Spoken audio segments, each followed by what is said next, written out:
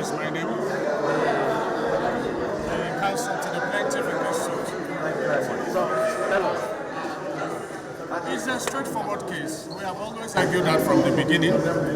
The party ordered for direct primaries, and we complied. Our client complied with that, and he emerged the winner. INEC corroborated that and filed their report in court, and the court said no, based on the provisions of the law. Once INEC produces a document in respect to electoral matters, it is, and it shows that it is in substantial compliance, that it is accorded probative value, and the court agreed with us, and therefore Dr. Uchechukwu Ogah is clearly declared the authentic Madawo candidate of the party for the 2023 gubernatorial election.